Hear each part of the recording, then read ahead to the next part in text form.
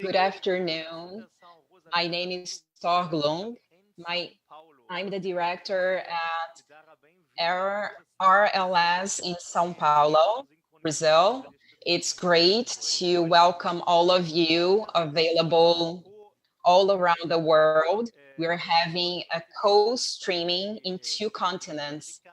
We're in the American continent with our friends from the US office and also Brazil office. And in Europe, we connect to the Brussels office. RLS is a political German institution. In Germany, there are political institutions that are connected to international cooperation. Considering the German parliament, there's a rule that the parties have the right to nominate foundation to receive funds to provide political formation all around the world. RLCL is a foundation connected to the Die Linke party, which is left-wing party in Germany. Rosa Luxemburg Foundation was founded some 90 years ago, and here in Brazil we have operations for over 16 years now. There are over 24 regional offices all around the world, and we provide political background to people all around the world. Today, we are pleased to have the second event in a series of 3 to discuss mobility. The basis to the set of 3 events are linked to books that will be published or have been published. Today, we are discussing Anti-Racist Mobility, which is a book that is soon to be published in partnership with the publishing house Autonomia Literária. Autonomia Literária has started to sell the book today. You can connect to their website and purchase the book. We from Rosa Luxemburg office, Brazil, we are going to have issues of the book as well to use in our courses and also to share for free. It's going to take some time to have the books available. Because of the cruel pandemic we're facing, our office is closed, but soon the book is going to be available. And we're going to make the PDF available so that people can download the book. The book is highly important, and it has been organized by Daniel Santini in partnership with Paíque Duques Santarém, one of our speakers, as well as Rafael Albergaria, one of the speakers too. What is the book about? Anti-racist mobility means going and coming is exerting democracy. Over the period of the pandemic, some people who had never faced problems on coming and going to shopping centers, restaurants, and even crossing borders, those people started feeling that the world started to shrink. Due to social distancing measures, coming and going is no longer an option as well as in the past. Now we can't visit people, and white people for the first time have felt what Black people feel each and every day.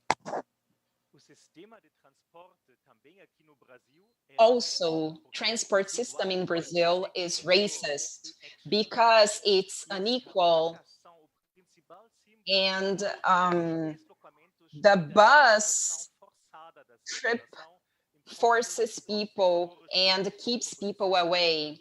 And people who are poor, they truly demand on public transport to exert their right to come and go. Transport is based on the capitalist order. Most people can't exert their other needs. Also, we're talking about the forces that want to turn over those barriers in Brazil and worldwide. Today, we're discussing anti-racist mobility. This struggle is connected to a series of 3 events, and we are discussing plenty of different aspects connected to mobility. We are in partnership with the Brussels office, the New York office, and I would like to welcome my colleagues from the New York office and also the Brussels office. Katarine Costa is going to mediate our event. She's the communications coordinator for the Brazil office. We're more than happy to get started. Kazembe, could you please talk about the relationship we have with the New York office and also the work you do, and later on, Manuela from the Brussels office.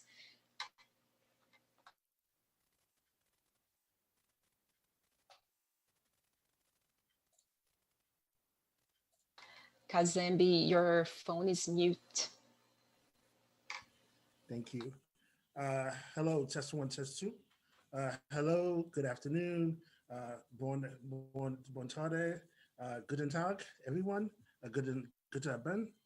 My name is Kazembe Balagoon. I am a project manager here in the New York office of the Rosa Luxemburg Stiftung. We're really honored to be presenting this program with our colleagues in Brussels and also in São Paulo. A deep thanks to Danielle and Katarina for the organization of this afternoon and for this very important conversation that we're having. The New York office of the Rosa Luxemburg Stiftung works primarily to act as something of a bridge between progressive actors in Europe and their counterparts in North America. And part of our work is the fight against racism. In the United States, the fight for Black freedom started with another Rosa, and that would be Rosa Parks, when she decided to stage a sit-in to desegregate buses. And since that time, the question around transportation and race have been intertwined. Today, we have had an issue with the question around race in transportation is either more severe with the advent of COVID-19. We're really happy to have this series going on. Our series had actually kicked off about a month ago when we had a conversation on women in mobility. And I would point to folks to check that out on our YouTube page, Women in Mobility the series, and also our events that will be coming up on April 22nd. And I believe I'll pass it at that point. I'll pass it on to Manuela. And thank you so much for the wonderful invitation. And I'm looking forward to a great afternoon. Yeah, thank you very much, Kazembe. Good evening, everybody. Hello from Brussels. Good afternoon. I'm really honored to speak here very briefly on behalf of the colleagues in the Brussels office. We are really honored to organize this series with you. And of course, racism is also an issue in Europe. People of color, Sinti and Roma, are discriminated and treated unequally, and also in public transportation, of course. So this is an issue as well here, and we are really happy to organize this event with you. Thank you.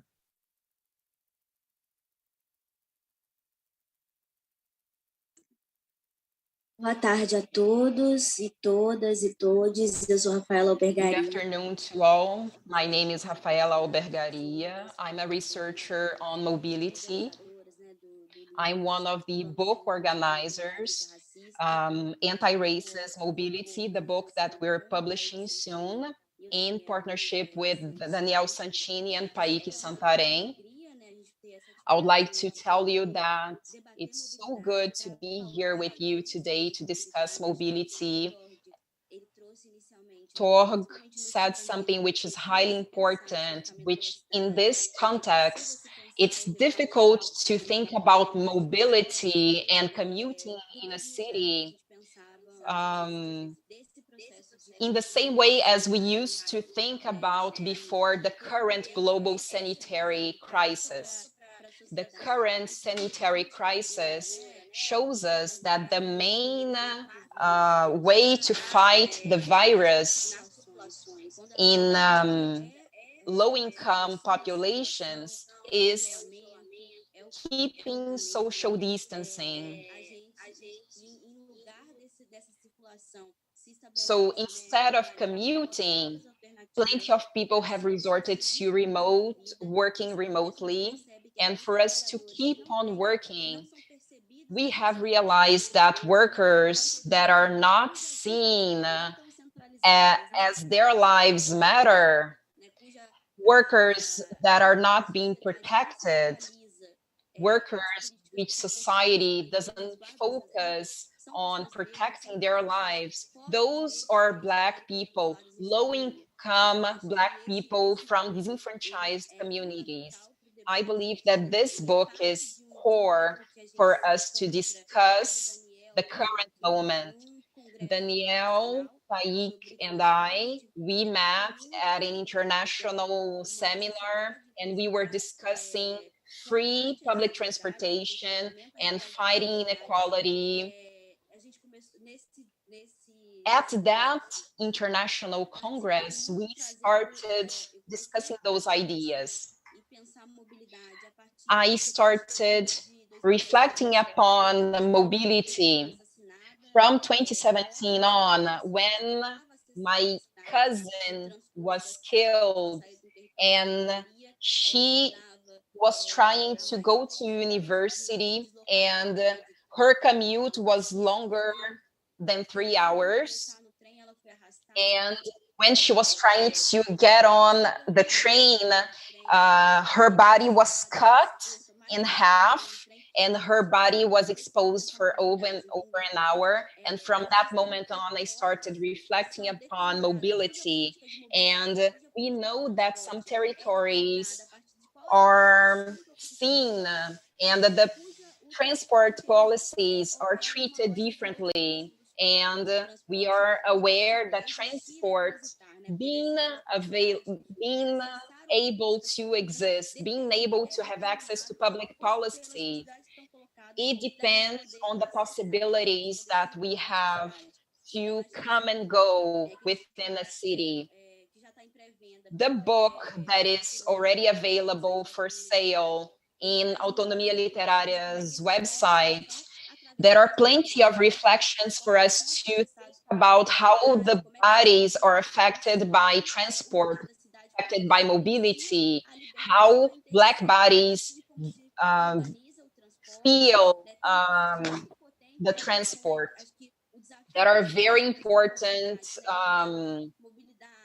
articles, and we know that mobility and transport are highly elitist when we consider how things are put together. Usually, architects, engineers, those are the people that decide on mobility. And it's important that more people decide on mobility measures. If a Black woman would be the one to decide on that, my cousin wouldn't have died. That's why it's important that we discuss each and everything on the book. We have put together a set of things, and There are even poems available on the book, scientific articles by collectives. Danielle wrote one of the texts, and there is one of the texts that caters to the perspective of homophobic attacks that LGBTQI communities face. This book shows us that it's highly important for us to reflect upon the strategies and tackle inequality. It's important that we consider mobility and place it at the core when we discuss the right to the city.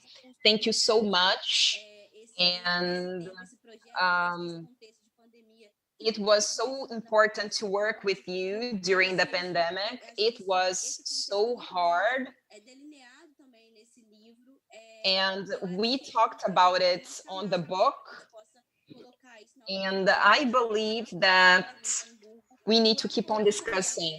Thank you so much, RLS, for providing support to us.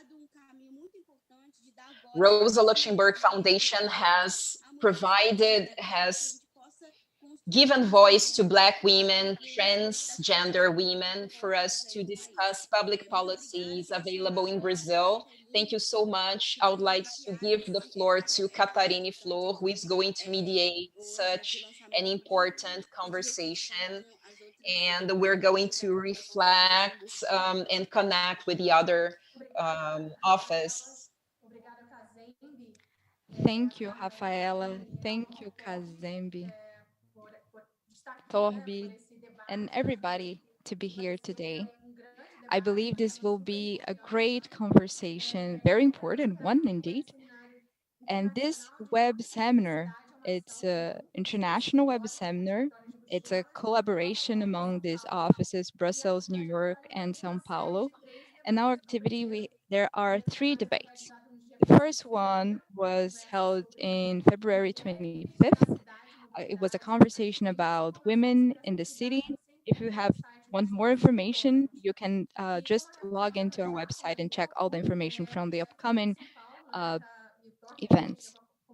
Torgi and Rafaela mentioned that we're about to launch a book, Anti-Racist Mobility. You will soon have it in your hands or on your screen. It's a collection of articles between all the offices of Rosa Luxemburg Foundation. There are 2 versions, 2 covers. One is red and the other one is yellow. And these colors have a lot of meaning. They represent diversity.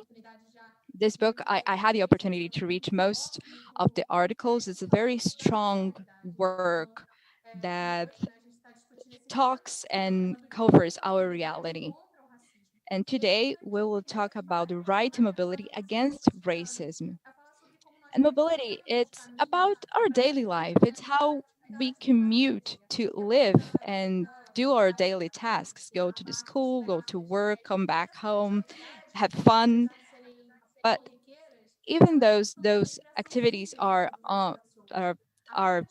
natural or very common, they are not accessible to everyone. The lack of public transport and the high prices of ticket fares are one of the barriers that affect mostly low income and inhabitants of peripheries in urban centers.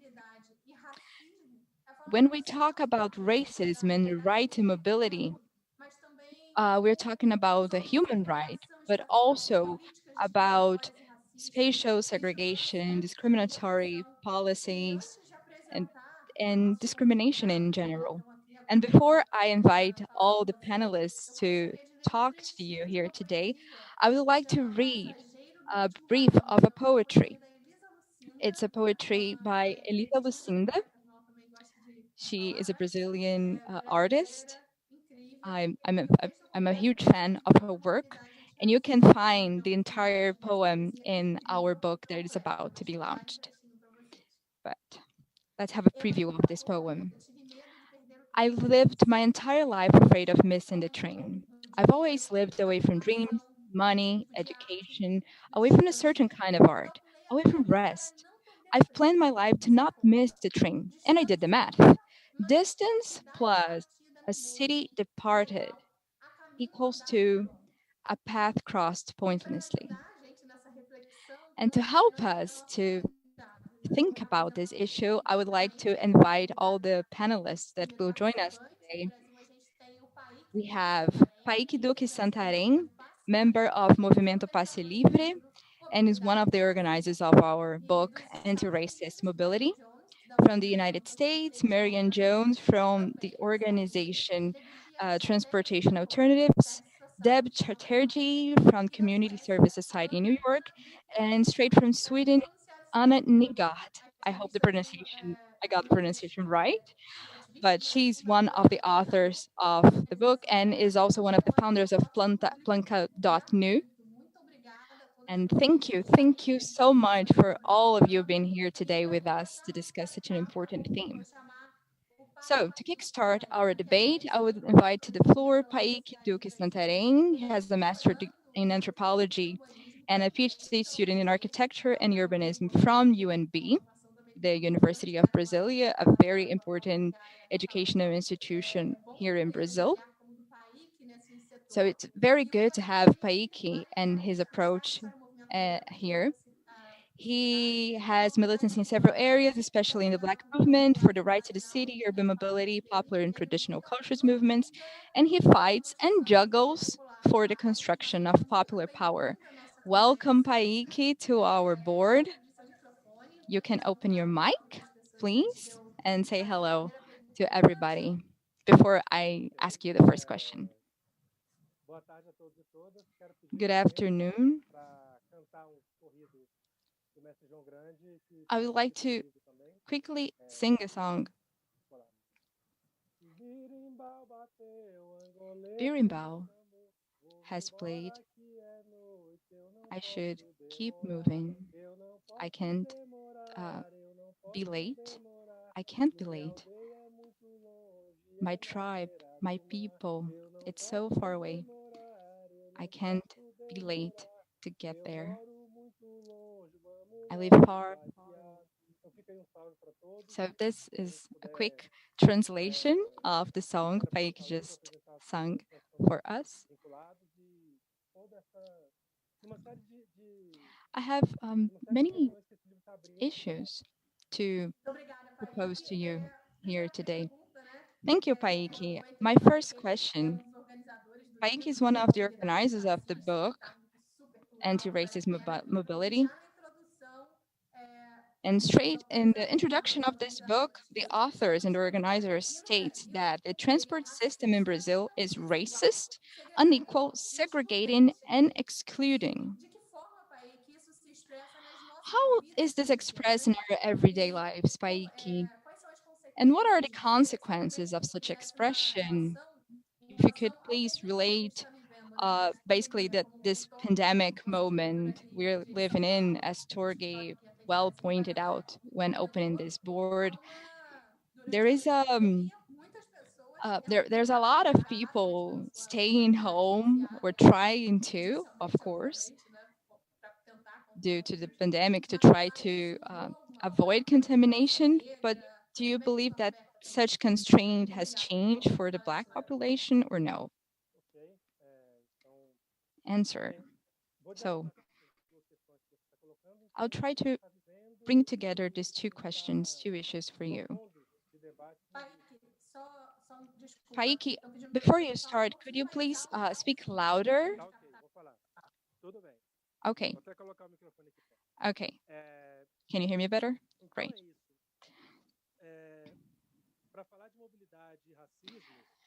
To approach mobility and racism, the basis of this book, what we should do? Well, at first, we must see and observe what's happening in Brazil. We have a genocide project going on since the beginning of this country. And it's a very straightforward this structure wants to exterminate the population in this country, especially ethical minorities, especially young Black people. That takes place in every 10 minutes.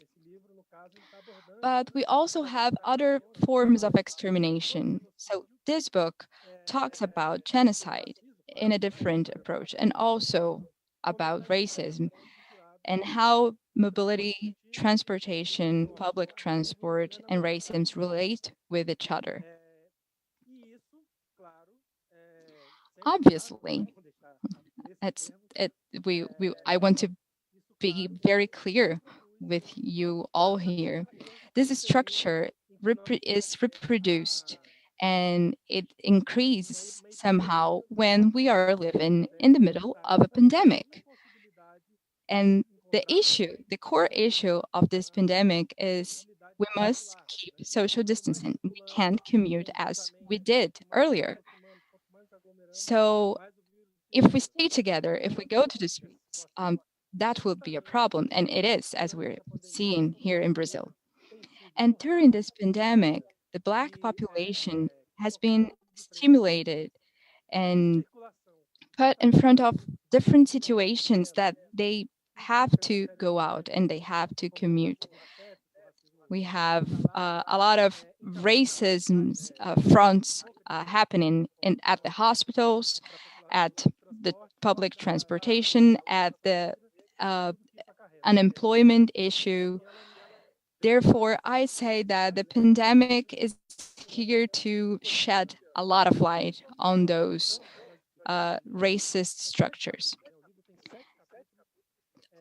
The book has 7 chapters, also an introduction, and basically those chapters cover how mobility is linked with different aspects of our daily life. Our understanding of mobility, at least in the first chapter, we put that it's quite clearly. We say that mobility, it's a construction somehow, a social construction with a racist intent. Mobility in Brazil wasn't built on the commuting and circulation of people. No, here in Brazil, we wanted to keep people, certain kinds of people, apart from each other. So there are several ways of. Paíque has the mic off, unfortunately.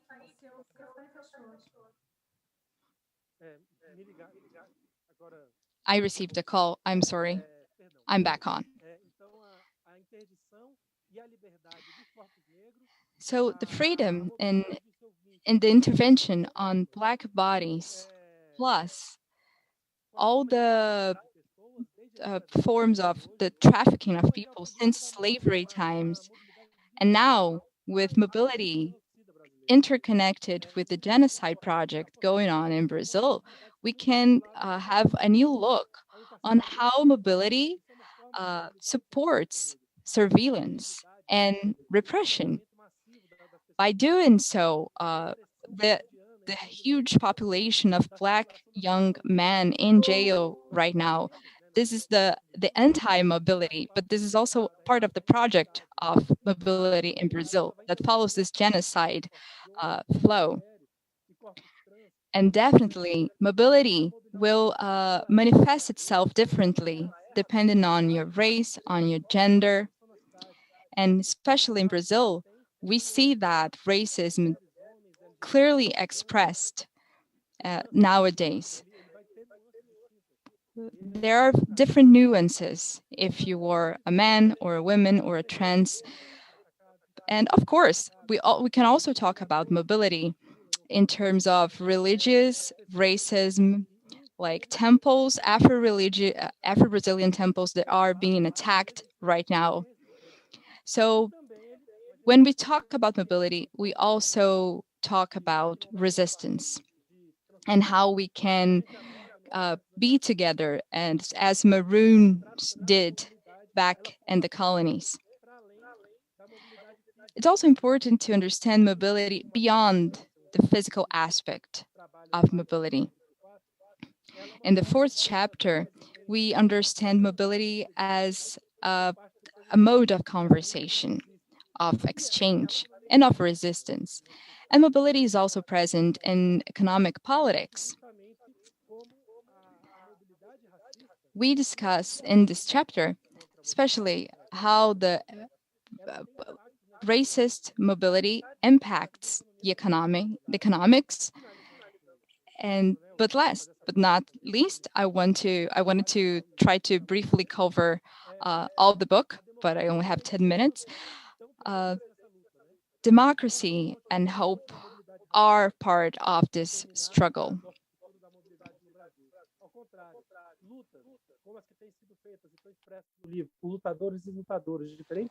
All the struggles that have been reported on the book, people from different nationalities and all over the world, they engage in anti-racist language.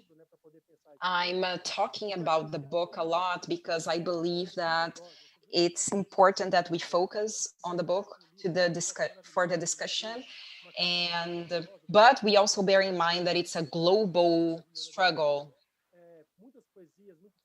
There are plenty of poetry, short stories, and other articles available in the book as well.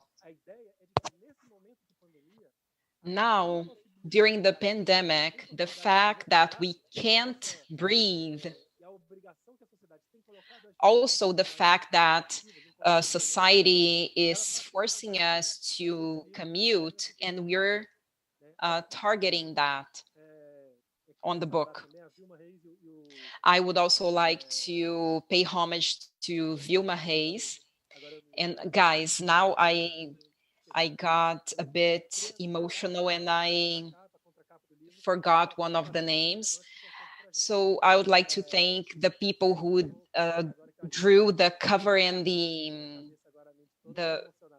and you know, I thought about the book and I got emotional and lost focus. Paíque, I agree with you. It's an amazing book.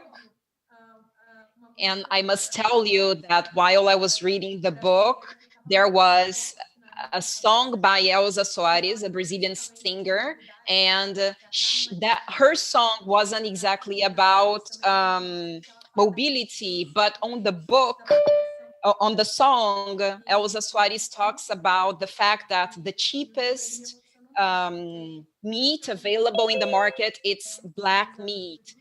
Black people suffer racism the worst.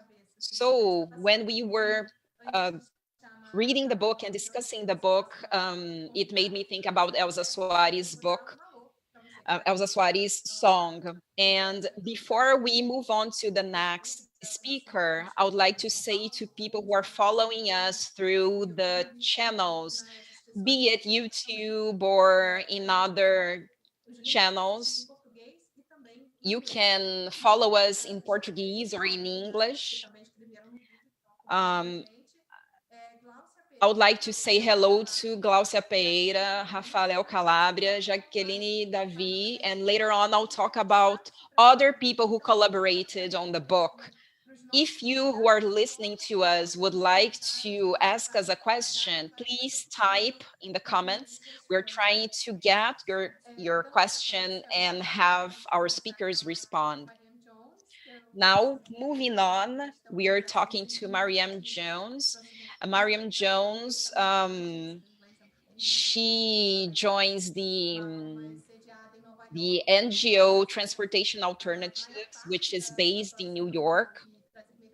Most of her work is related to providing improvements for bicycles, pedestrians, and public transport in Bronx. She's also the editor of the new socialist feminist magazine, Lux. Mariam, thank you so much for joining us today. Feel free to deliver your early remarks, and then I'll ask you a question. There is a small delay because we have simultaneous interpretation available now. Hi, everyone. Thanks so much to Rosa Lux for inviting me to be a part of this panel. Thanks so much to Kazembe for reaching out.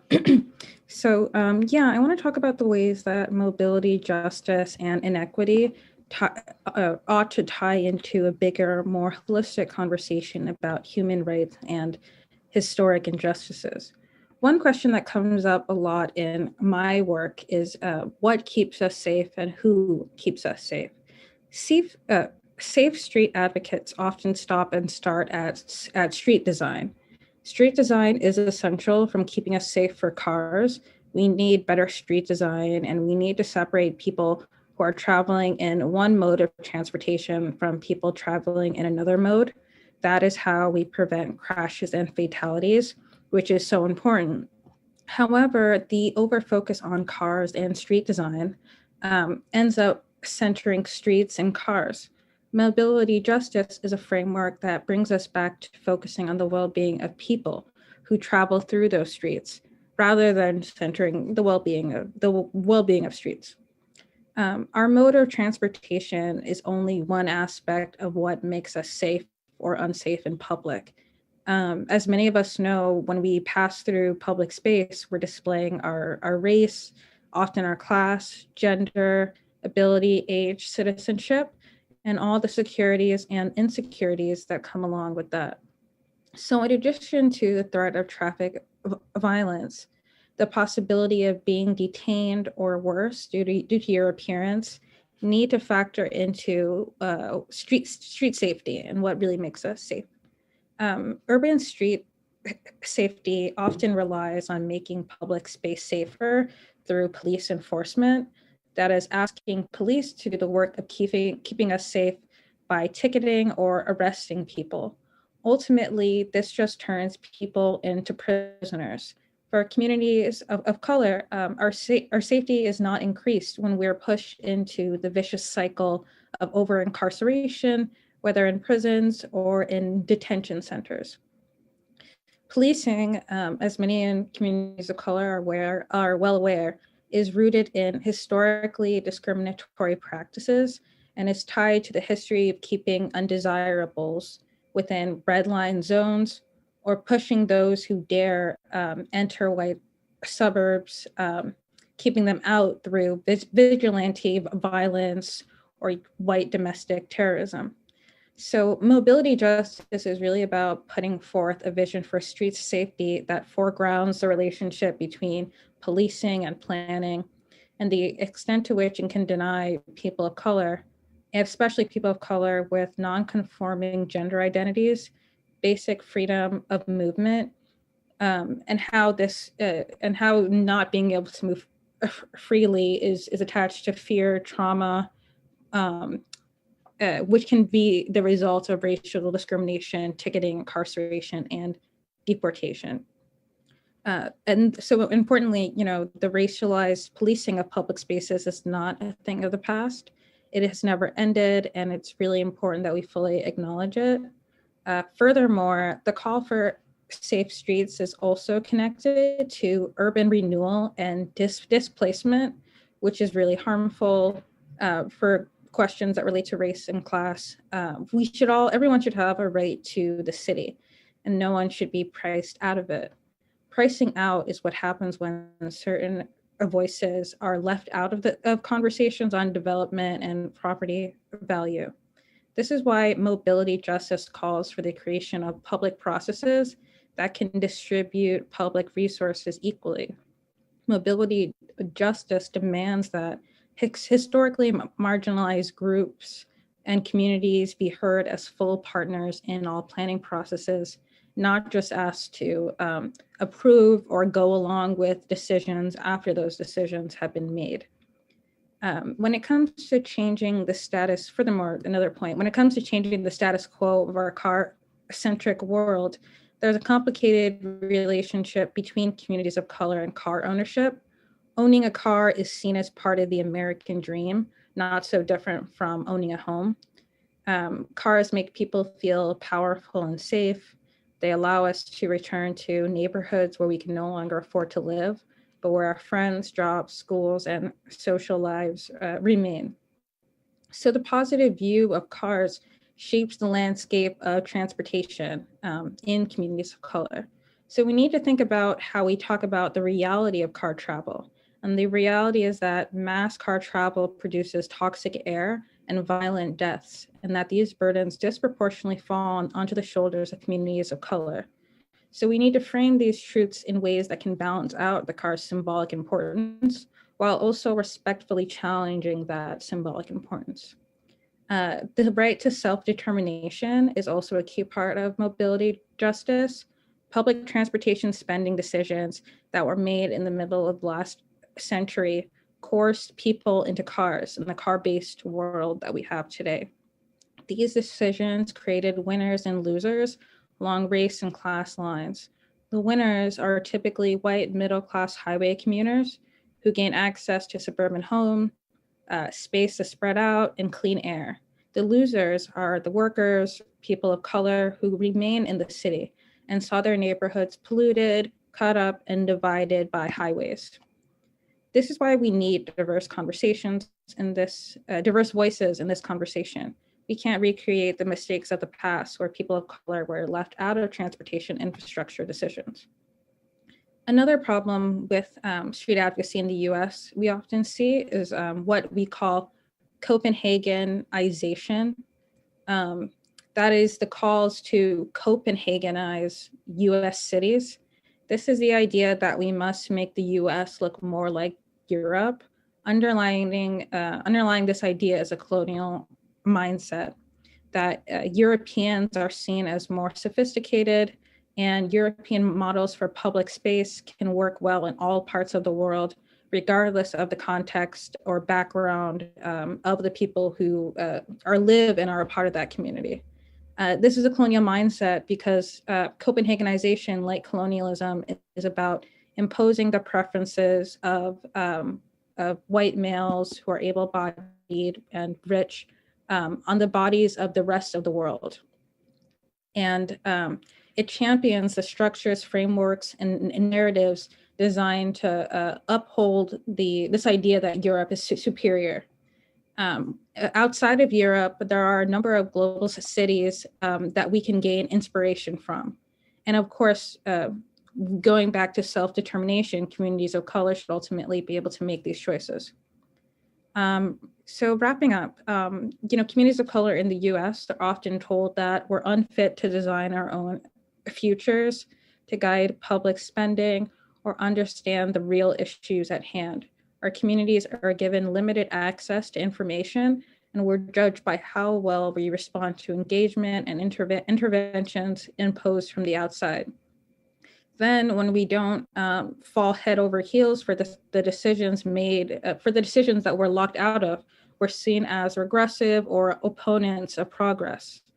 Liberating communities that face hardships and obstacles should be a central aim of street safety and street design.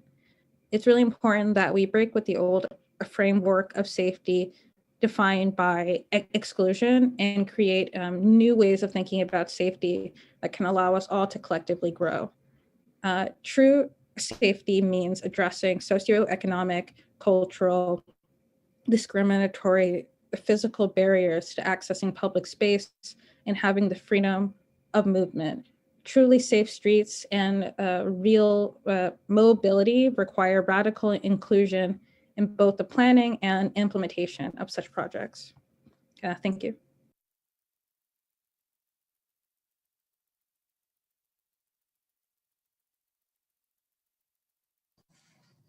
Obrigada.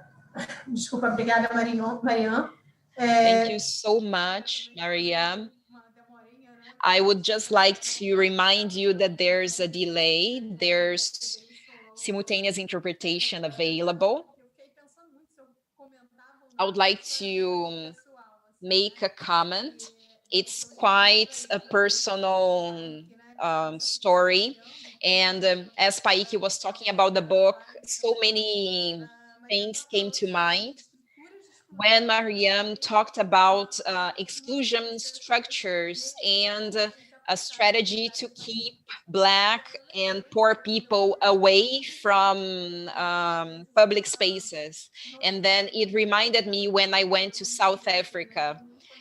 I would say that I'm a bit childlike as regards history. And when we study history at school, it's different, you know, when you go to one place and you see that the things that you read on a book are realities at a place, but emotionally to see it, it's shocking. When I first went to South Africa and I went to different parts in the city, I went to very wealthy neighborhoods.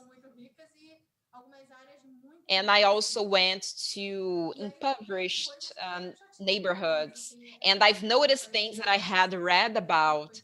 And that's why I would say I have a childlike perspective of society, of reality, and reading, seeing what you read in reality, it's shocking. The moment I went to the Apartheid Museum and I saw spatial segregation and all the violence targeted against Black people who were the original people in that area, and that's, you know, really shocking. I was reflecting upon that, and I was also discussing that with my husband, and my husband is Black too, and you know, I was pretty afraid to go to certain areas full of white people. And then I connected the struggle, the story of struggle that I've read to what I was facing there. And then I decided that we would go to places where we would see more Black people. So I refused to go to certain areas where it would be, you know, white neighborhoods. I've decided that certain neighborhoods I wouldn't go. We would just go by car. Then when we came back to Brazil, I've started reflecting upon that. It's not that I'm going to compare apartheid to Brazil necessarily, but the choices you make about the places you're going to go within a city, it's impacted by exclusion structures. I'm from Rio de Janeiro, and I've moved to São Paulo a few years ago. The moment I moved from Rio to São Paulo, the structure of exclusion shocked me too. Some things, they were available on TV, and you know, I wouldn't realize. And here in São Paulo, everything seems to be far away. And I saw on TV a group of children from the outskirts. They were sent to a park. And those children, they had never seen trees because in the outskirts, in the favelas where they live, there are no trees, and some of those children, they had never left their outskirts, and those children, they don't even commute within their own cities. And this structure is so violent because you prevent people to actually have access to certain places, access to information. And it's truly shocking when we realize that. I'm not going to keep on talking because I'll get emotional just like Paíque. I would like to invite our new speaker, Debipriya Chatterjee. I truly hope that I'm pronouncing your name correctly.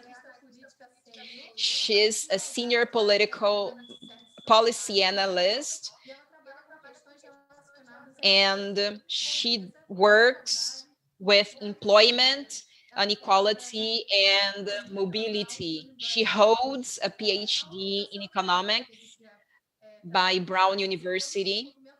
The organization where Debipriya works are connected to a fair transportation price for low-income communities. I would like you to talk about the unfolding of that program and what results do you expect to achieve. Thank you so much. Thank you, Katarine. And thank you so much to Kazembe, Danielle, and everyone else for setting this up. Thanks to everyone tuning in. This is really, I'm honored to be here and so excited to be part of this, talking to all you brilliant people and listening to your insights. My name is Debipriya Chatterjee. I work as a senior policy analyst for Community Service Society. Our role in recent transit justice issue was securing low half-price metro cards and subway metro cards for subways and buses for New Yorkers. So I'll tell you all about the motivation behind that project, behind that campaign, how we got it going and how we achieved it, and I will also talk mostly on the economic justice as racial justice issue of mobility. And I'm very glad that Marion went before me, and her discussion of the streets and the cars are exactly complementary. They round out our discussion about New York's transport system, because I'm going to talk about public transport. She talked about feeling safe and availing the streets through bikes and cars and the repercussions that they had. So New York City, as you know, it's a gigantic economic engine of a daytime population of 23 million or more, and has a GDP of 1.5 trillion. And the subway system, which is one of the main organs of this economy, it has a daily ridership around 5.5 million or so. And the bus has about 2.2 million. So these are astronomical figures meant to give you a sense that although it seems to be a big economy humming along, a significant share of New Yorkers do not get to partake in this economy. So it came along. One of the ways we realized that, other than from the lived experience that we observe it every day, is so CSS, Community Service Society, does an annual survey of low-income New Yorkers every to get an in-depth understanding of their opinions, their well-being, what are their struggles, what are their hardships. So we go really deep into employment and benefits and what their experiences have been. So one of the things we realized during one of the 2015 survey was that that 1 in 3 low-income New Yorkers could not afford subway or bus fare, and a disproportionate effect on low-income Blacks and Latinos. So the high cost of fare was actually preventing low-income New Yorkers from meeting basic needs, like going for a doctor's appointment. 25% of them postponed attending a medical appointment, or availing job opportunities. More than a third said that they would not pursue job opportunities that were too far from their home because they did not know how they would pay for the Metro card, the fare for the subway. And these rates, when you look at among people of color, were significantly higher. So among Latinx workers, 35% said that they would postpone attending a medical appointment, and 43% of Latino workers said they would not pursue a job opportunity away from home because of lack of subway fare. But the percentage was only 6% for white people, and it was around 25% for Black people. So going on from these numbers, what emerged is that the commuting costs were proving to be a real burden on New Yorkers. Another way to see it is that if you take in commuting costs out of the equation, you would actually lift about 150,000 New Yorkers out of poverty. So it was adding almost 2 percentage points to the city poverty rate. It's like that much of a financial strain that it was putting. So then the Fair Fares campaign was launched with an op-ed. There were rallies. We partnered with our other riders advocacy organizations like Riders Alliance. There were countless testimony about it in the city council. We got other elected officials on our side. And after about 3 years of relentless persuasion and advocacy, the mayor stepped up and worked out a deal in the budget with the city council speaker. And since then, it has been a huge success. About 230,000 New Yorkers have signed up, which are 250,000. The money that was set aside was around 106 million for the first round. And then it was, because of pandemic and so on, it was reduced to 40 million. But CSS continues to monitor the adequacy of funds, and as we are coming out of recovery, and if usage of the subway is increasing, and whether we would need more funds. So that is what motivated the campaign and how the campaign unfolded and what we achieved.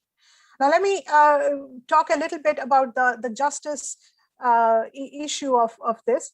And one thing to remember about this is that mass transit is the only option for most low-income New Yorkers, especially for people of color.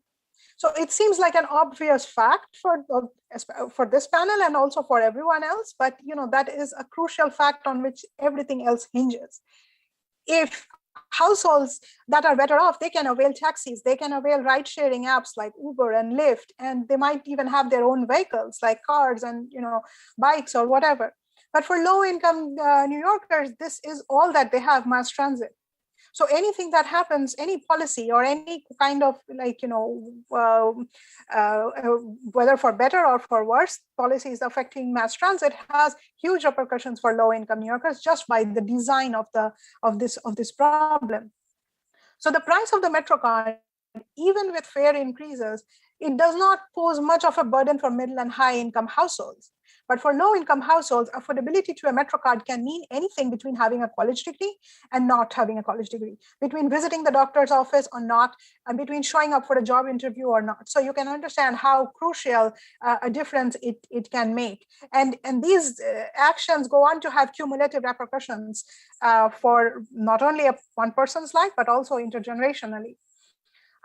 Secondly, the fare system is designed to reward bulk purchases of rides. I think that is probably also the case in the mass transit systems of other cities.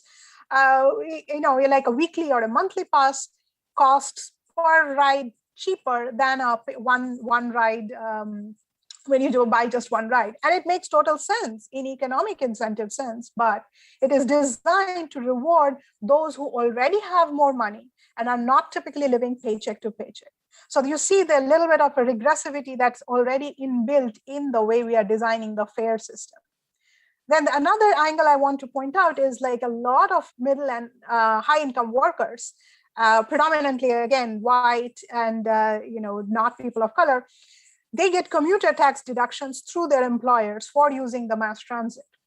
So this further subsidizes their cost of using mass transit, and it is basically a tax revenue that the state and the city forego to subsidize travel of those who are already well placed. Now, when we encounter people struggling to afford transit, and we talked about them to their experiences, some of them said that they were aware of the supports available from government agencies and all, but the amount of bureaucratic, red tape cutting it would take to avail themselves of it was not worth it. They typically do not have the time or the luxury to go and sit in a government social service office for one whole day to get, to avail themselves of assistance. So how does this percolate? How does this look in the long run? What are the effects of transit affordability struggles? So the repercussions of increased difficulty in commuting affects not only the current workers, but research has shown that even children growing up in such households are likely to earn less than their peers as adults. Like this is based on research by Raj Chetty and Nathaniel Hendren of Harvard, who show that the positive effects of commuting, of riding with others, of being exposed to, like Katarine said, to the parks, the museums, those have a long-lasting intergenerational effect in developing cognitive abilities and leading to much better long-run achievements in earnings, in incomes, and stable life outcomes, and so on.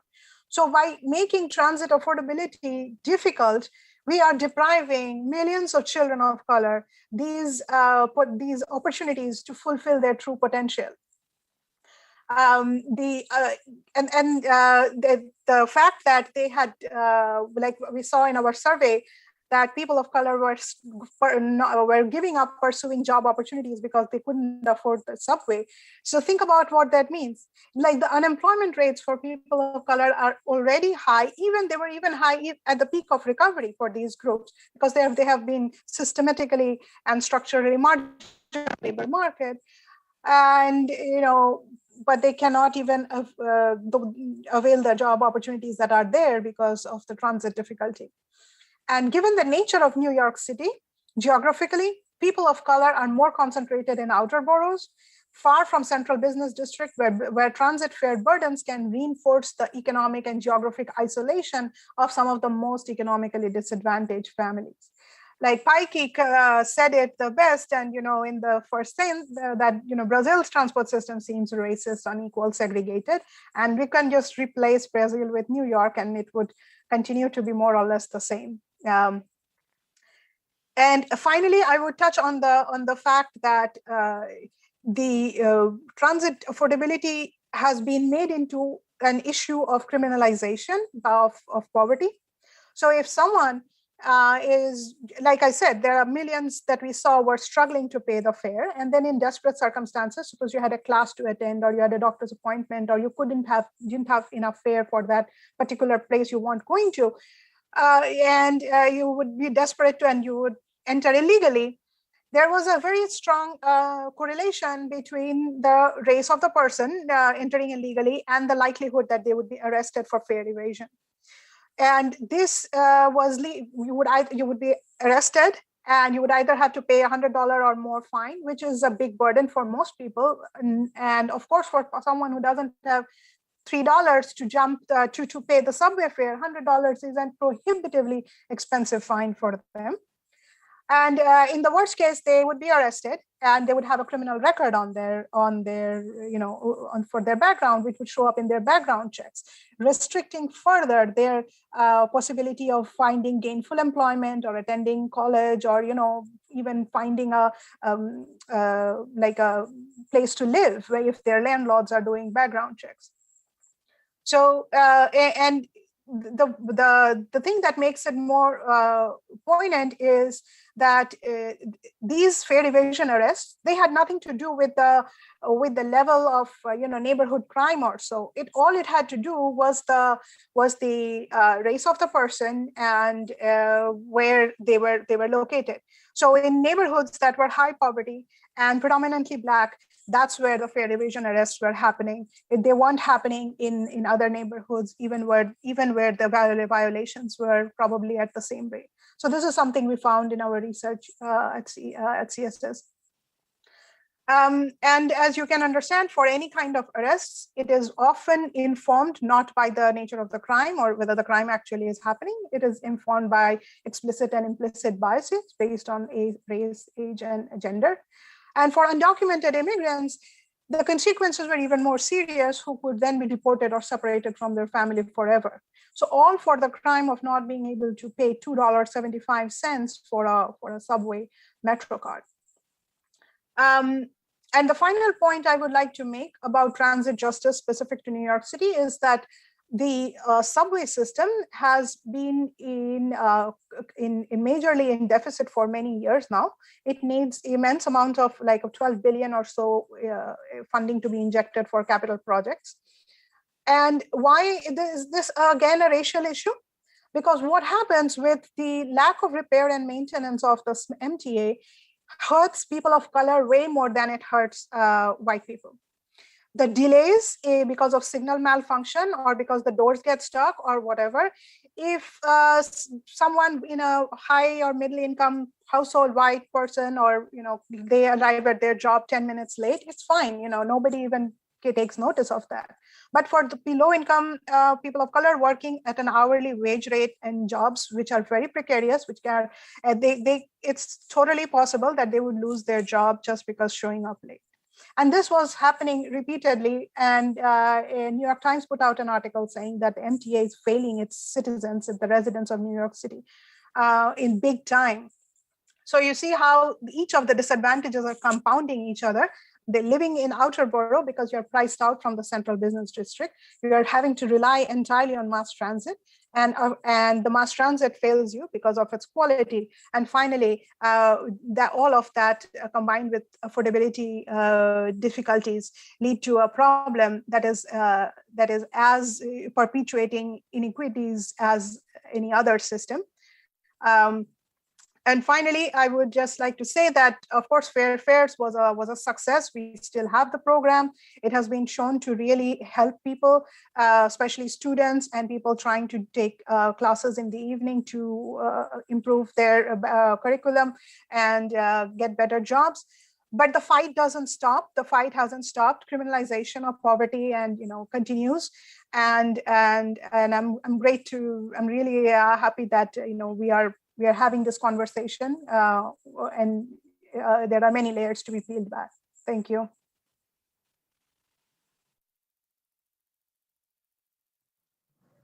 Muito obrigada, Debipriya. Eu queria também Thank you so much, Debipriya. I would like to say hello to Elica Teles from Salvador, also Cristiane Gomes, our co-worker. I would like to say hello to João Marcelo Zin, Marjorie Alencar, Murilo Valério Guimarães, and other people that I have not been able to mention here. And I would like to remind you, if you're following us on YouTube or Facebook, you can send us some comments. If you're following us via the New York YouTube or the Brussels YouTube, send us questions. For us to continue, I would like to invite Anna Nygård. She's from Sweden. She's an activist and co-founder of Planka.nu.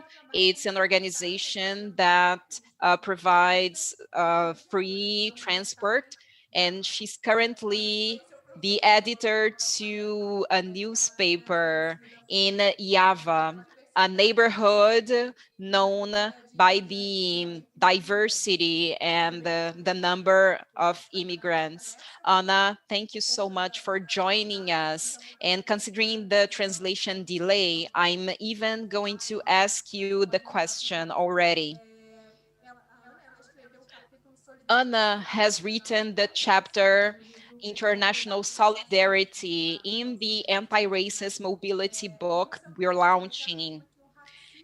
In this article, Anna, you said that racism is a problem in society and public transport systems are miniature versions of the cities. So could you please tell us more about this statement on the book? Okay, so first of all, thank you everyone for your presentations, and it's so nice to be here. And I'm really honored to take place in this seminar. And to answer the first question, I would like to explain why I said that the public transport system is like a mini version of society is because you can see how we have all the systems that we have, the control system that we have also in society with the police, but here we have the guards, maybe the ticket inspectors. In Sweden, the politicians are often using the public transport system as some kind of test area for the new reforms that they want to test. For example, there was they wanted to try to prohibit the begging in society, and they first wanted to make a test and prohibit begging in the metro system, and they make up rules for how to behave within the metro system. You pay to access, and then you have to prove yourself like worthy of being there.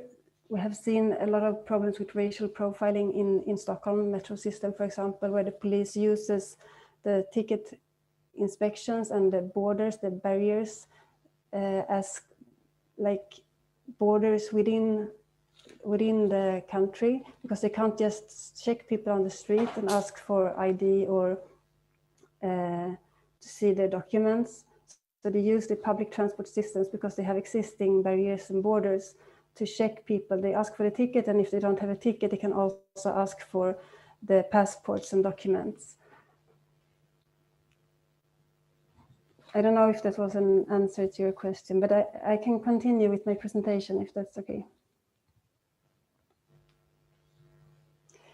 Yeah, as mentioned, I'm a member of the Planka.nu collective, and it's a campaign advocating free public transport, and we're also organizing fare dodgers. We're not making the public transport free yet. We're just promoting it and campaigning for it, and also organizing fare dodgers in a solidarity fund where each member pay about €1. I don't know how much that is in dollar, maybe $1 or something like that. $10 a month, and if someone gets caught and get a fine, we pay that fine together. And yes, I live in a suburb called Rinkeby. It's located in the Järva area in the outskirts of Stockholm. It's approximately 20 minutes from the city center. And I'm gonna start by telling you something that happened a year ago, last March, because there was something that started happening, and it was the first sign of the COVID-19 pandemic that reached Sweden.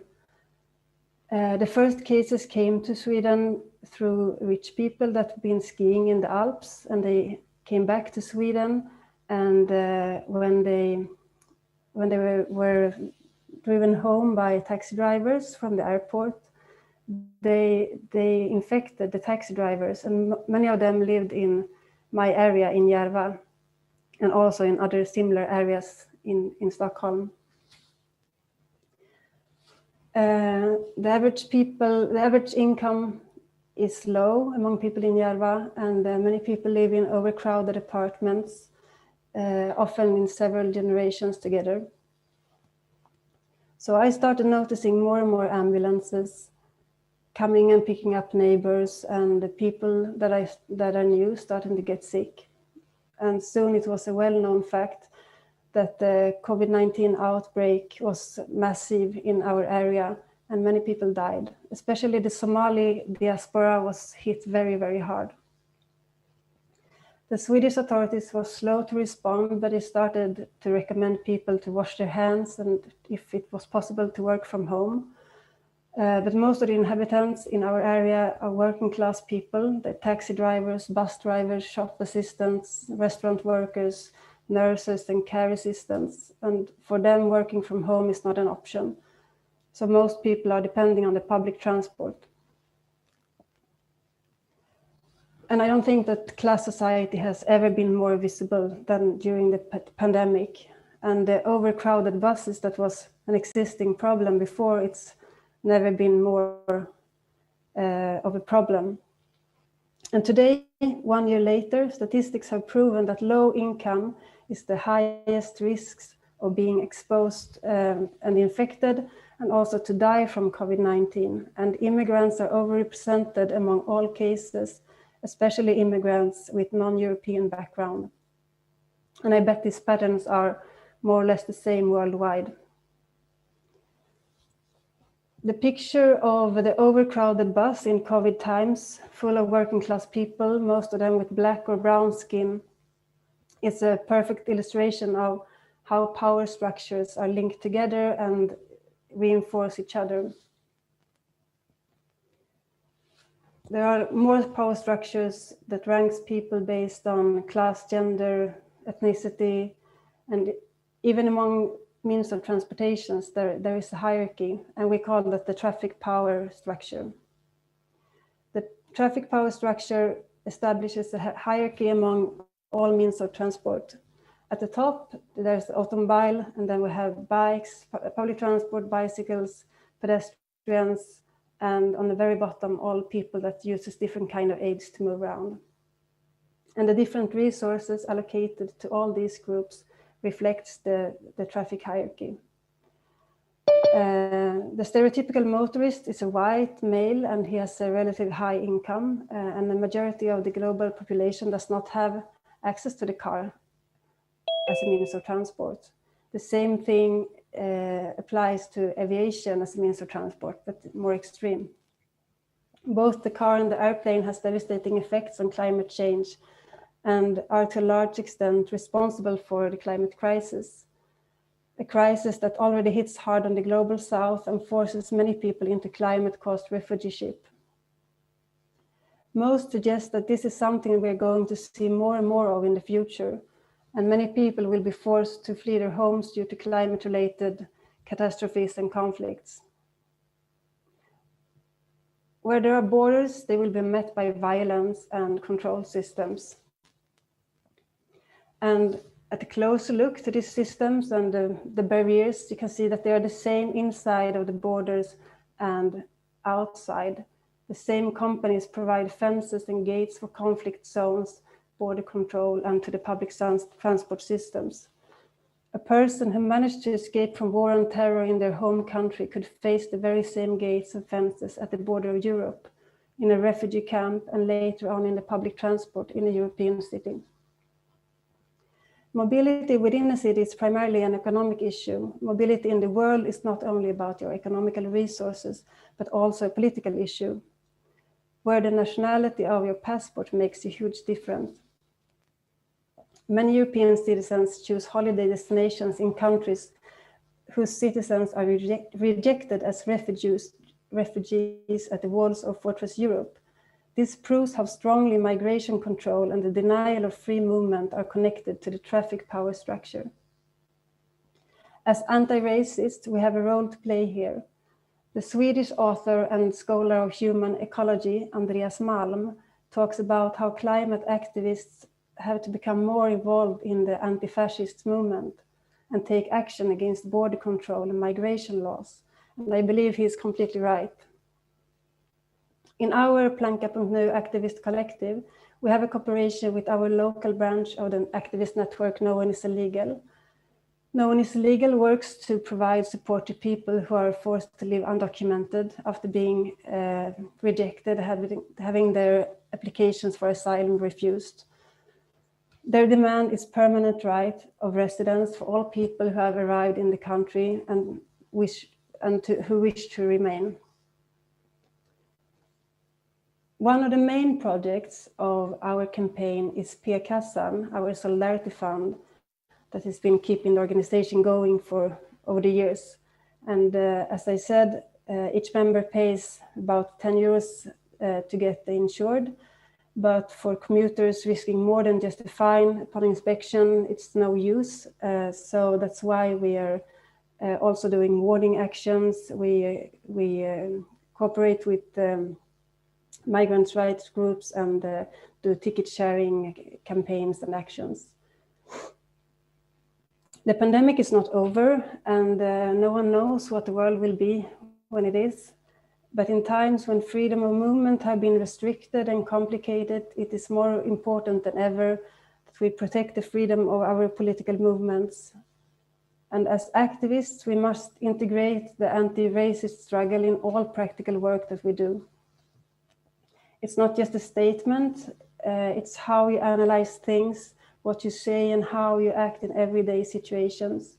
Whether you choose to join a climate justice struggle, an urban rights movement, a fare-free public transport campaign, or if you focus on refugee rights, anti-racism must be integrated. We are one kind and we have one planet, so let's just move together instead of at each other's expense. Thank you.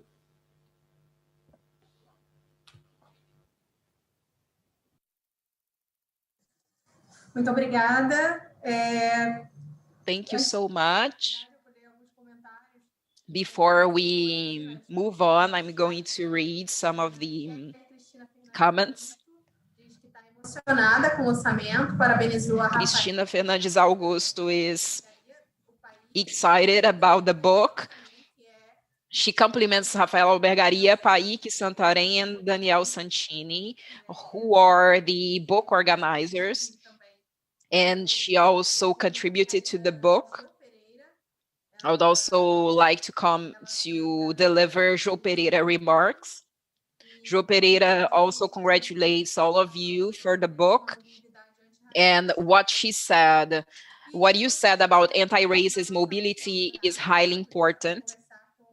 Now we're coming we're going to start our last round. I would like to invite all of you to please deliver your final remarks in this second round. I'm starting with Paíque Santarém. I'm going to introduce him again. He's one of the book organizers, the Anti-Racist Mobility book, and he belongs to Movimento Passe Livre. Paíque, the floor is yours. I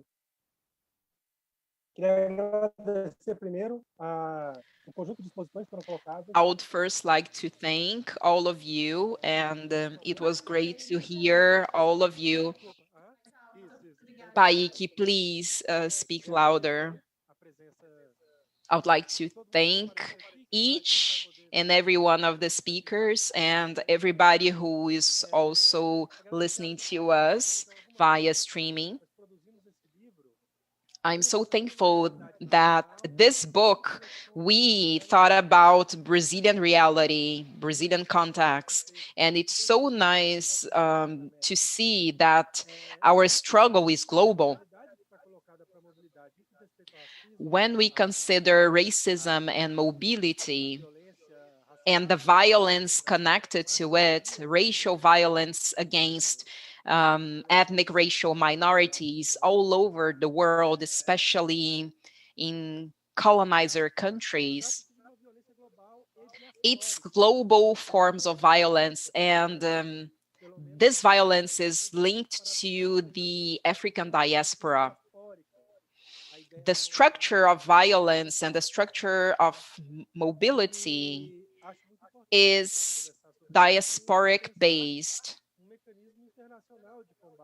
Also, we need to consider our struggle and consider anti-racist struggle as global.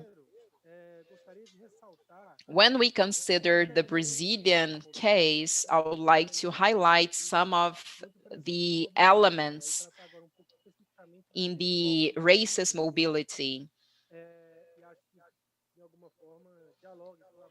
Somehow I believe that this is linked to our debate.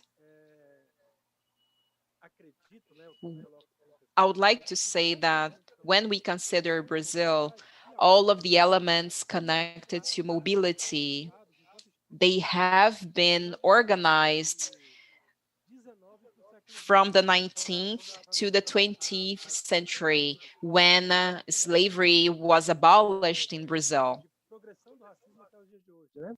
When racism is no longer a slavery system and becomes a genocide system.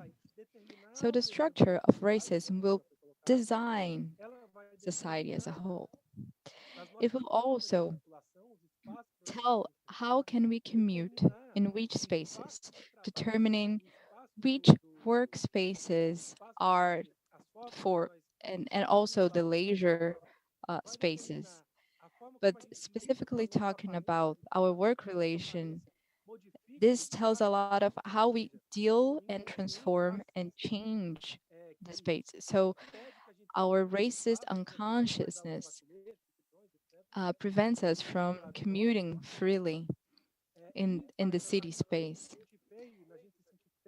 And we feel and see ourselves as ugly, and we feel ashamed of commuting in certain spaces. This is a result of such a racist structure. And our public system, our transport system in Brazil is based on merchandise. And this is also racist, has a racist background because enslaved Africans were considered merchandise. So the transportation in Brazil was built on how colonizers could commute and transport merchandise. So the individual transportation and the public and collective and mass transportation, they are very different. Mass and collective transportation is a technology based on product and merchandise relations. We see a clear background, a line. It's the same line of thought from the slavery times. Unfortunately, Black people was the first global commodity. That said, struggling against racism and, of course, incarceration. I've spoke about this for earlier, but the struggle and the ways of how mobility is placed in a country, it also has repercussions on racist, anti-racist mobility. Individual ways of transportation, modes of transportation, and the access to public spaces, they are also linked to this racist background. And it's a very in-depth struggle. The beauty of the Afro-Brazilian population is precisely this. We were able to sustain and resist as Maroons back in the 19th and 18th century. And we kept producing life, even though the government, the authorities wanted to exterminate them. So this extermination project, this eugenic project, has been going on for a while here in Brazil. And the Black population has won because it's creative and creating new ways of commuting and occupying the space. Anti-racist mobility is a technology that we as a population can drink from so we can live happily. This is our invention against racism. Therefore, our book is a book about hope. Thank you very much for your attention. Good afternoon, good evening. I don't know. It depends on where you are in the globe, right? I hope our motto is a ticket gate-free life. So I hope I'm very thankful to be here today. Hafa, Daniel, thank you so much for bringing me into this project. I'm speechless, honestly, speechless. You two have a great potential of creating and managing life and new ways of life. And I would also like to thank the publishing house that supported us and put this book out in the world together. And thank you for all that are here today listening to us. Oh, and Silvio Almeida, definitely. He's such a great person to me. Thank you, Paíque. Thank you so much. Yes, the book is about hope and everybody should read it.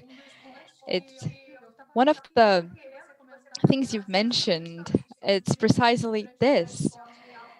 Transportation is something very Black in Brazil, and this is highlighted in all the chapters.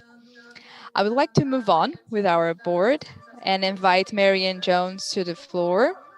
I'm sorry for the noise, the background noise, but let's move on. Marion Jones, could you please open the mic and give your final statement? And thank you so much for being here with us today, Marion. Yeah, thanks again to Kazembe and everyone at Rosa Lux for having me today. I guess I'll just reiterate a handful of the points that I made earlier. I spoke about safety in public transit a lot because in my work it involves being out on the street, often in the Bronx, talking with New Yorkers of color on what's important to them. So to all street safety advocates, again, I just want to reiterate that collective safety and self-determination is really important, and it's something that we should foreground in our work in order if we want to build a mass movement to really take back space from cars. And ways in which activists can support that work is by recognizing what constitutes safety is different for different people. and should be defined by those who are most economically and legally vulnerable. We should all try to take the time to witness and address the vulnerabilities that they face. In addition to that, we need to shift the conversation from streets to bodies. Focusing on people allows for us to move beyond the constraints of focusing on streets. It also makes space for centering the lived experiences of marginalized people.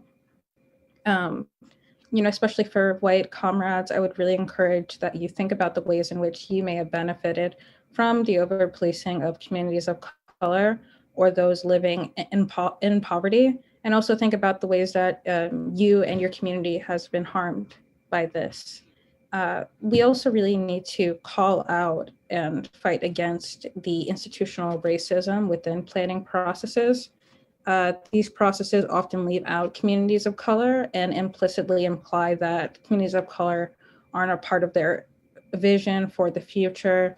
Conversation about cleaning up streets is often code for gentrification and trying to criminalize people. In addition to that, the data that goes into deciding what infrastructure needs and what investment needs a community may need, that data might be based on transit usage or the amount of people on the street. It doesn't take into account the lived experience of community members. So this is a type of knowledge that should be prioritized and should be given the same level of respect as other kinds of knowledge. And like I said before, moving beyond Eurocentric solutions as the default, the movement for street safety should look to South America, Central America, Southeast Asia, and other places. And again, there's a long history of discriminatory transportation policies. So it's natural for communities to not have a complicated relationship to exploitive and polluting systems like highways. Like highways and like colonialism that is outside people coming into their communities to tell them how things should be organized. There's a lot of distrust in that regard. I think public spaces need to be safe and accessible for all. And the way to do that is really complicated and does go beyond street design. So thank you, that was all I had.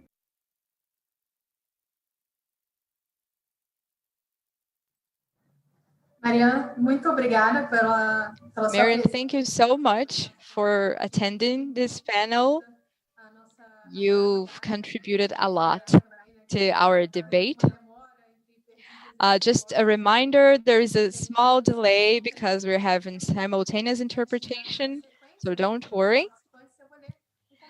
And I would like to share a comment did by Kazembe, the project manager in New York.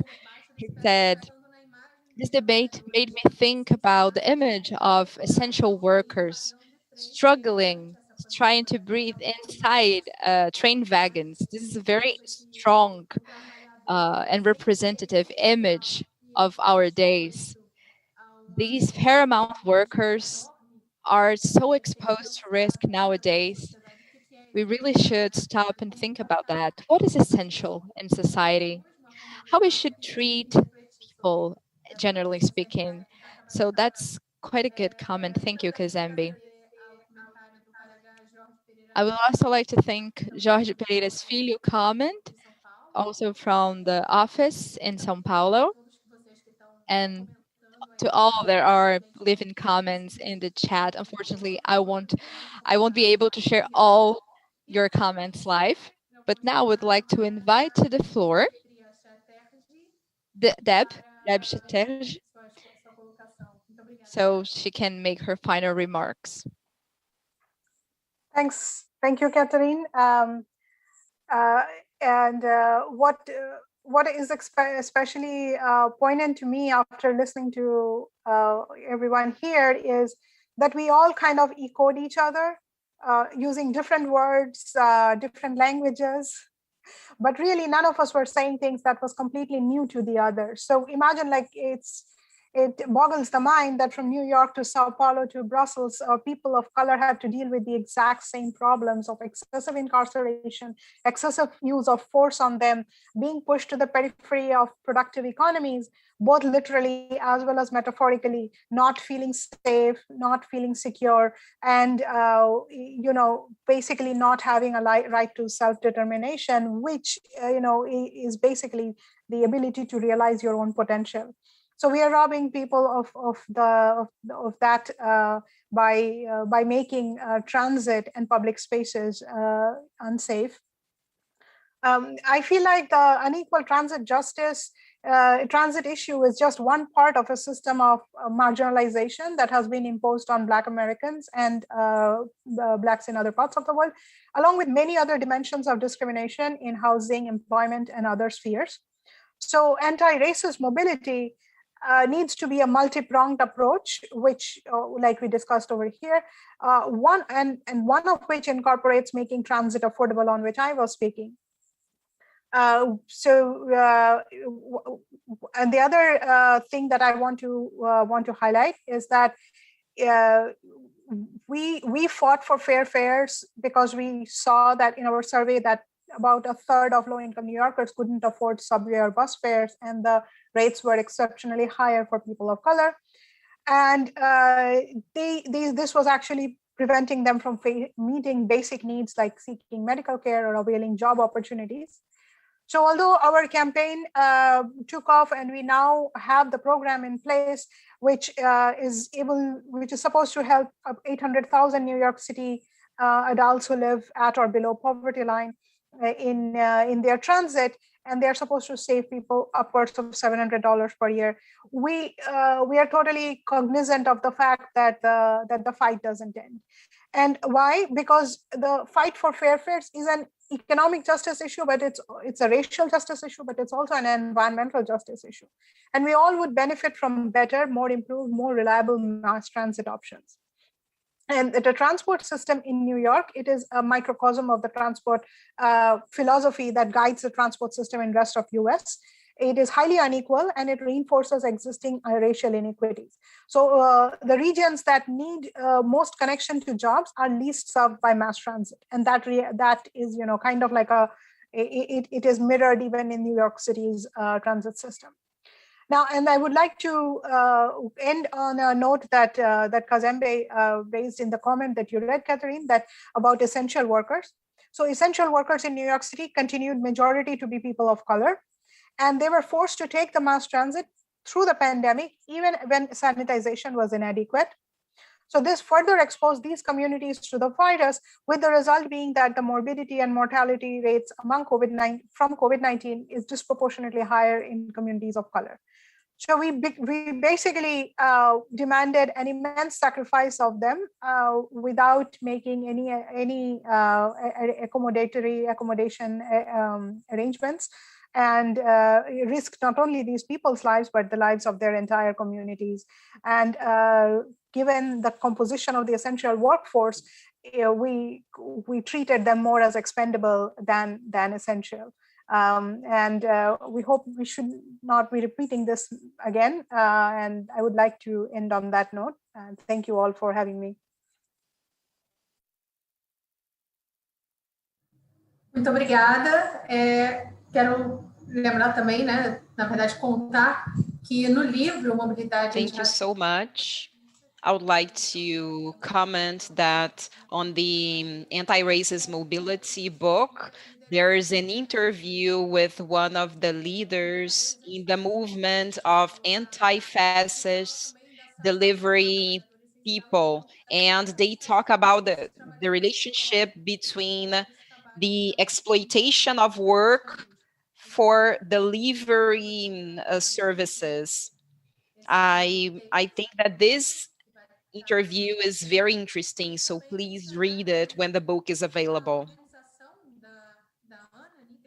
I would also like to say that Anna Nygård's organization, Planka.nu, there is a book called Transit Power Structure. This book is available in our website, the Brazil office website. Anna, I would like to invite you to deliver your final remarks. Thank you so much. Thank you.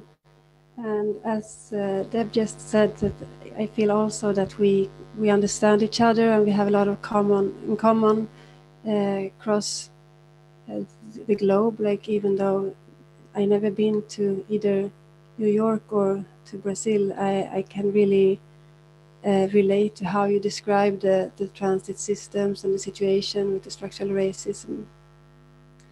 And you were talking about fair fares, and we believe that the only fair fare will be a zero fare, because if you only had, like, if you paid a minimum fare, you would still have to have the ticket system, the control system, and the border system that in itself is very violent and also expensive. So our suggestion is to just take away all the fares and have a zero fare financed either by taxes or another solution.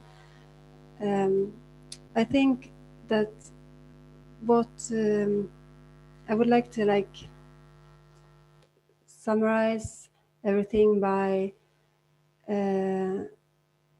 I feel hope from all the things that we have in common, and also I feel that when we organize ourselves as commuters or as citizens, when you go, you find things that you have in common, like in the workplace, you organize in your union, you can organize in your local area, in your housing projects.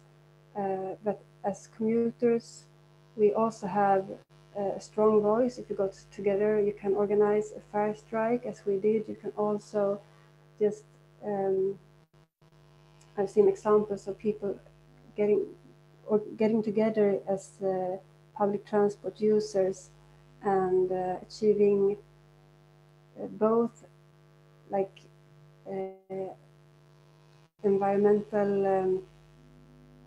local environmental changes by a more secure space, and also starting a collective of activists and using this as a ground, this mini society where you can see the surveillance systems, the racism, the control systems, the borders. It's very visible, and by targeting it within the public transport system, you can also be very efficient, and then you level up, and we target the real borders, the nation states, and the structural racism in the entire society. Thank you. Eu que agradeço a oportunidade de ouvir cada uma de vocês. Anna, thank you so much. Thank you all speakers. It's an honor to me to hear all of you. And I believe that we have quite an open perspective when it's great to notice all of the remarks from different territories. I would also like to highlight that Planka.nu's book that we have translated here in the São Paulo office. Tarifa Zero BH is the collective responsible for the translation. I would like to thank each and every one of you who joined us. I would like to invite Manuela Kropp to deliver her final remarks. Manuela. Yeah, thank you very much, Katarina. I do not have final remarks. I just have an announcement of our third event. As Anna just said, a fair is zero fare. And the third event of our small series, Right to Mobility, will be on steps towards free public transport. It will take place on Thursday, 22nd April. We will send you the invitation and we will welcome your participation. We will have interpretation to English, Portuguese, and German. Thanks a lot.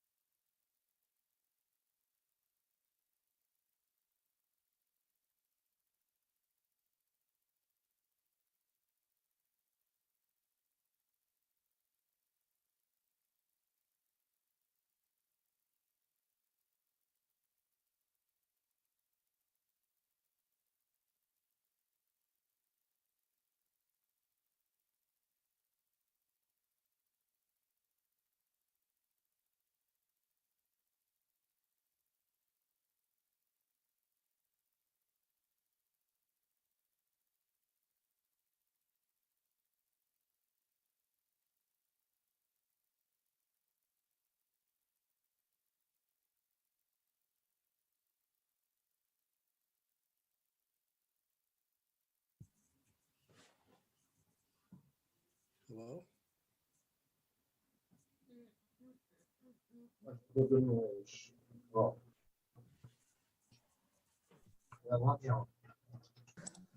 Rodrigo?